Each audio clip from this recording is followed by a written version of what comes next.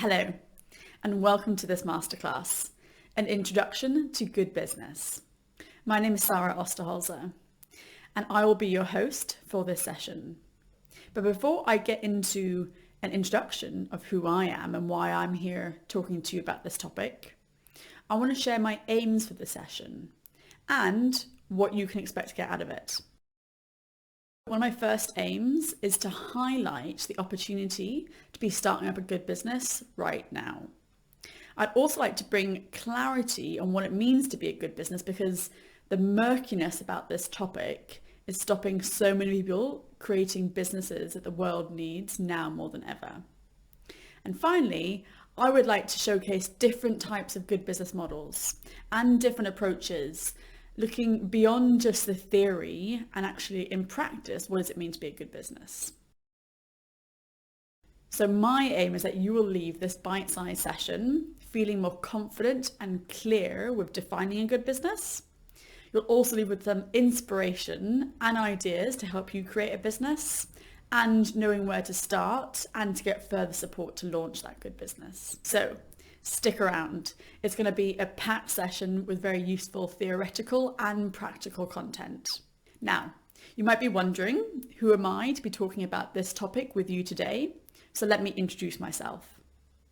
My name is Sarah Osterholzer, and I'm an impact entrepreneur, mentor, and good business specialist. I have been working in and with early stage businesses for nearly a decade now. And over the last couple of years, have been supporting hundreds of other more established businesses through my most recent venture, the Good Business Club. So I've come at business from a variety of different angles, from the theory to the practice, and I'm on a bit of a mission to demystify what good business practices look like, because I believe in a not so distant future, all businesses will be not just considering the impact they're having on the world, but contributing positively to people and planet.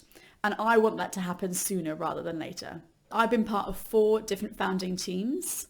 I've run an accelerator, and I now work with larger organizations like universities to support the next generation of impact entrepreneurs through workshops and speaking events. So I hope that gives you a little bit of context of why I'm here talking to you today.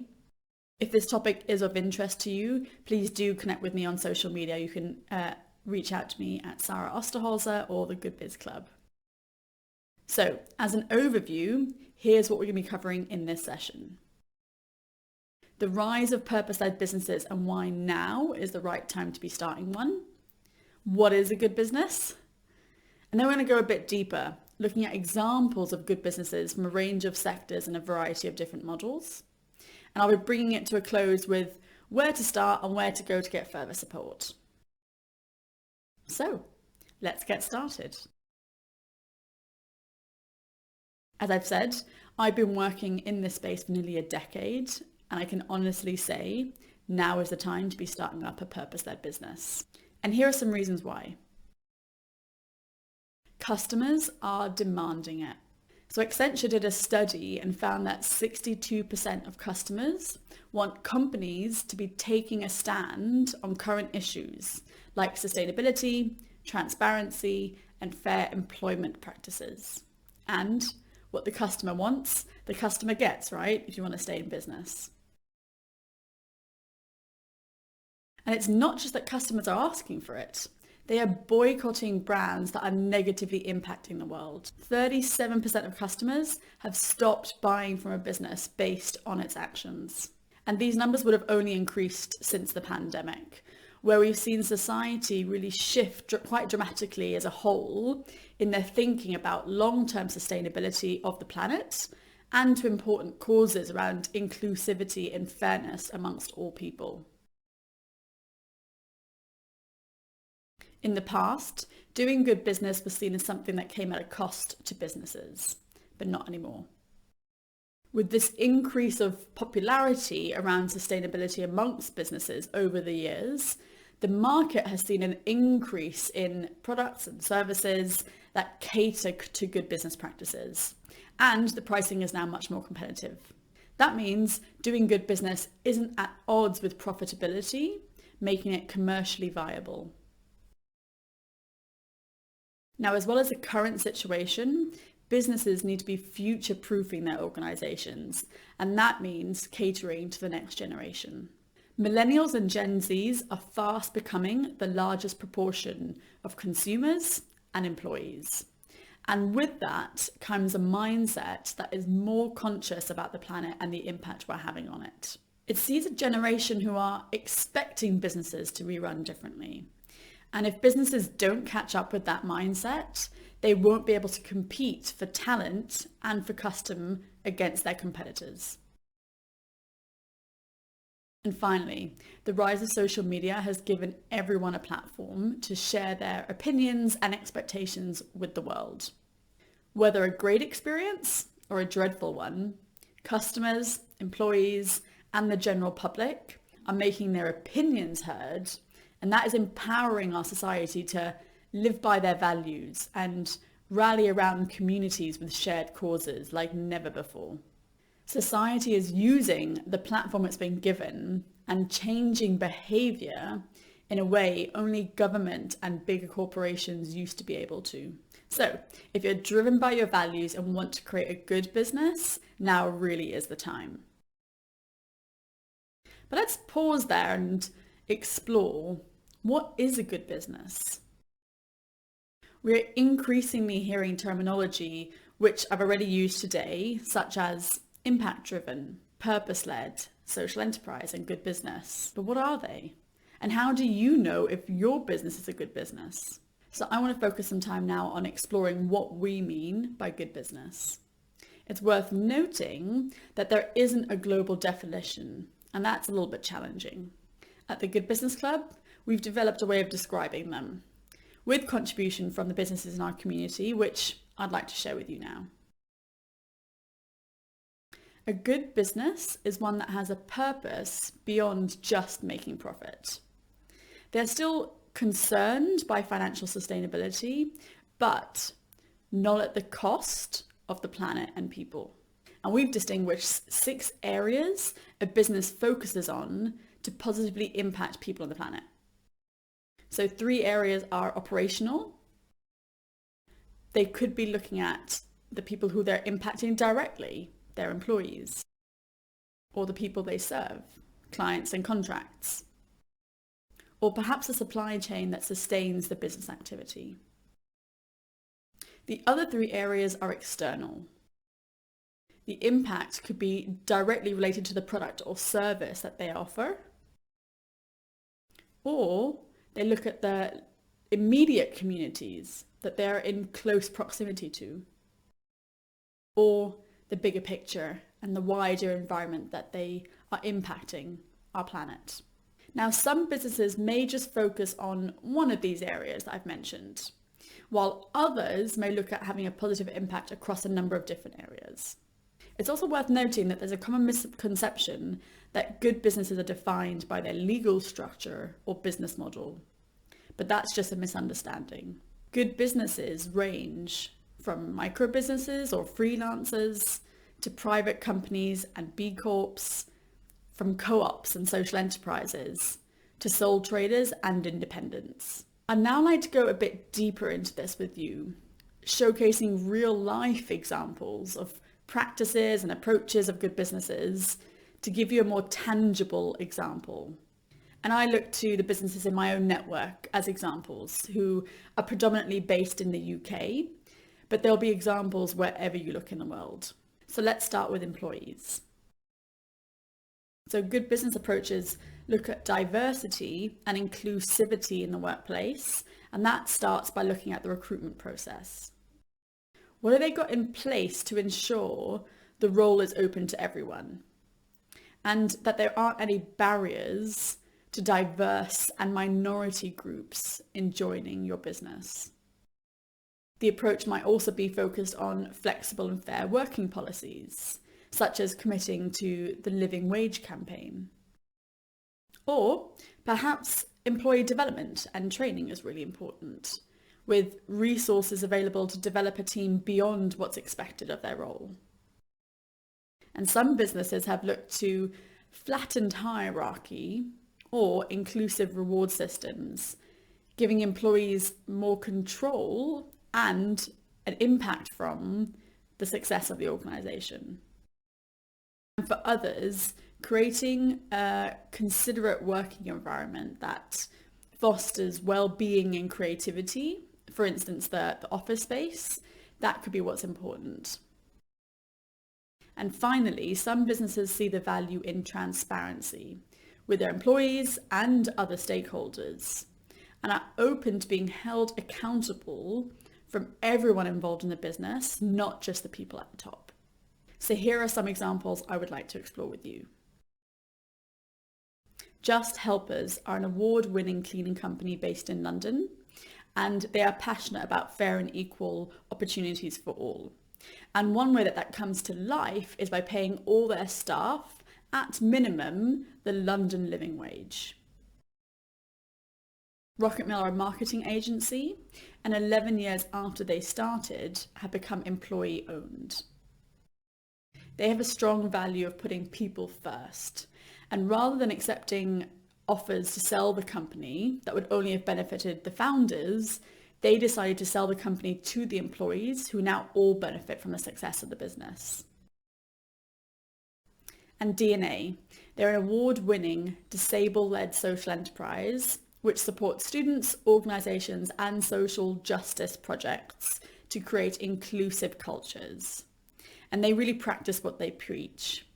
85% of their team self-identify as disabled or neurodivergent. So they're kind of the go-to specialists, I'd say, if you're interested in becoming a more diverse and inclusive business. Now, if we look at clients and contracts, some businesses make their impact on the world by working with good businesses. So by choosing to work with businesses that are having a greater impact on society and the planet, or their refusal to work with unethical businesses, they are helping the right sorts of businesses to access support and grow their impact. This is something I'm seeing as being a really growing focus for businesses. And it's one in which businesses can contribute to the movement towards good businesses being the norm. So for example, Cobalt Beach, they streamline business processes with automation and technology to improve customer service and reduce costs for businesses. And they choose to work with vegan-owned businesses, something that's aligned with the founders' values.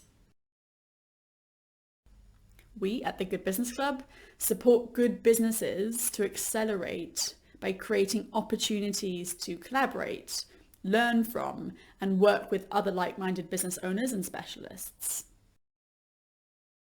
And PlusX, an innovation hub in London and in Brighton, drives social impact by offering co-working and office space, as well as innovation programs to purpose-led businesses.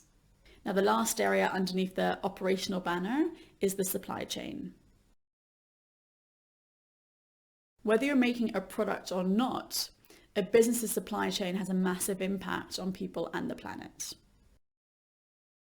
From sourcing services from purpose-led businesses or ensuring your supply chain is fair and ethical, businesses can select who to work with and do business with based on the impact those businesses are having. Some businesses are even looking at how they can create a circular supply chain so that they're not taking from the planet. And they may be even using waste or byproducts that would otherwise have gone to landfill. So for example, Hisby is an ethical supermarket transforming the food industry. They are proving that supermarkets can be sustainable without negatively impacting people and the planet. As well as many other good business practices, Hisby choose to source from suppliers who are either local, ethical, or organic. And unlike most supermarkets, they pay their suppliers a fair price. Tony Chocolonis are on a mission to make chocolate 100% slave-free. They do this by raising awareness and following sourcing principles that they've created that supports the local farmers in the long term, and by inspiring others in the industry to act. And finally, Ruby Moon. They're an ethical swim and gym wear social enterprise who reuse recycled fishing nets from the oceans to create long-lasting swim and gym wear for the socially conscious swimmers. And at the moment, they're actually looking at how to recycle those garments so that the whole of their model is circular.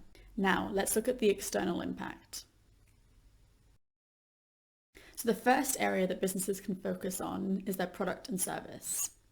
Now, if you've come across the term social enterprise, this is the area that the majority of them focus on. So these businesses might be creating products or services specifically for people from disadvantaged or minority backgrounds, the people that normally other businesses aren't serving. Some are also creating training and employment opportunities for these disadvantaged groups, sometimes through the production of the product or service that is then sold into the open market. Some businesses that create products will look to ensure that they're producing ethically or organically, or having a lower negative impact on the environment than, say, other products are. And with sustainability and climate change being an ever-present issue, some businesses are looking at how they can reduce the plastics that they use or reduce the use of non-biodegradable materials. And when it comes to packaging, some businesses are looking at how they can reduce their packaging or shift to an alternative that's more sustainable. So let's look at Second Shot Coffee. They're a specialist coffee social enterprise that trains, employs, and supports people who are affected by homelessness. So when you visit their cafes, you can expect delicious coffee and treats, but you'll also be contributing to the future of the people who are working there. Choc Chick, they make delicious raw chocolate snacks and are committed to sourcing products that are timber-free, free from agrochemicals, and ethically sourced. And finally, Marina Techs. They're a startup in the R&D stage, creating an alternative to plastic that's made from fish guts and other seafood waste. It's completely biodegradable and completely organic, so not harmful to people, animals, or the environment. When it comes to local communities, some businesses are working collectively and collaboratively with the communities in their local area. This could be offering time for local projects or perhaps fundraising for them. This could be offering the skills from their team to people in need, or perhaps shifting important issues in their local area. So for example, Search7 are an award-winning marketing agency who pledge 7% of their annual profits to charities and local projects. So far, they have raised over £50,000 in the last 10 years. And to mark their 10th anniversary this year, they've set themselves an ambitious target of raising £77,000 for charity. Team Dominica was set up to support young people with learning disabilities to find meaningful work. So they support young people in their local communities by offering training and work experience at their cafe, and then work with local businesses in their community to secure apprenticeships for them when they graduate. And finally, the Bevy. It was a pub that was closed down and saved by the community, who now all own the social enterprise. Everything that the Bevy does is in service of the community. So whether that's hosting play dates and activities for parents, or ensuring that the older generation aren't alone on Christmas Day, everything they do is based on the needs of their community. Now last, but by no means least, some companies are looking at the larger impact that they're having on the environment and the planet. Businesses are now able to calculate the carbon footprint that they're having on the planet. And they can lower or offset this through a number of different initiatives, with some working to a net zero by 2030 campaign. Some businesses are looking at how they can reduce or reuse or recycle in a number of different ways. While other businesses are building policies around encouraging no or green travel within the team or through their supply chain. And finally, some businesses are producing green energy or switching to use green energy. So for example, Create.net are a website hosting platform like Squarespace or Wix who take sustainability seriously. They are powered by renewable energy and are working in partnership with Ecology to remove the carbon footprint that they've created over the last 19 years and create a carbon neutral business for the future. Besco are a cooperative leading the transition to clean, affordable, community-owned energy. From their solar for school projects to tackling fuel poverty, they are making green energy accessible for the community. And finally, the Textile Review. They're a social enterprise that's ensuring textile used at events, such as conferences and large festivals, aren't winding up in the landfill. Offering events companies a textile removal service that helps them hit their own sustainability targets, they then store and rent out the saved materials to other companies for smaller events or other usages. So just to bring that to a close, being a good business isn't about ticking all the boxes. It's not about being perfect. The world is changing and we need to change the way business is being done. Being a good business is about the commitment the business takes for the future sustainability of the team, of the business, and of the world. It's an open mindset to innovate and create new ways of doing things. When big decisions need to be made, good businesses will review people and the planet as equal to profit, and this is having a greater impact on the world than we've ever experienced. So that's all well and good, I hear you say, but where do I start? And I hear you, especially when you're starting up a business with limited capacity and resources. What can you realistically be doing to set up a good business? The best approach is to look at what you can be doing right now and start with the thing that's most important to you as an individual. You aren't going to be able to do everything that we've talked about today, and no one is expecting you to. Like I said before, this is a commitment which you can be completely transparent about and start with what you can do right now. Review those 6 areas and focus on what is most important to you, and then you can aspire to the other elements, which you can evolve as the business grows, and tell that story. And if you're looking for more support with creating and accelerating your business, everything you need to do good business is in the Good Business Club. The Good Business Club is a one-stop shop for everything you need to accelerate your business. Join the movement and access tools to better articulate your good business values so you can reach your audience. Get connected to a community of good business owners and specialists to access practical advice and learnings. Get matched to people and opportunities that are personal and tailored to your business needs so you can reach your goals. Check out the website and make the most of our 30-day free trial to see what the community can do for you. So, I hope you found this to be a practical introduction to good business. I'm on a mission to reach 2021 budding entrepreneurs this year to bring them confidence and clarity on their journey. And I'd love to hear what the impact of this session has had on you. As well as helping me with my impact measurement, I'll be donating a week of clean drinking water for a family in Cambodia for every feedback submission I get via the link on the screen. So you won't just be helping me out, you'll also be having a greater impact as well. There are my social media handles again if you'd like to connect virtually. And I offer advice sessions and ongoing mentoring programs to help impact-driven entrepreneurs get clarity and confidence in starting up a good business.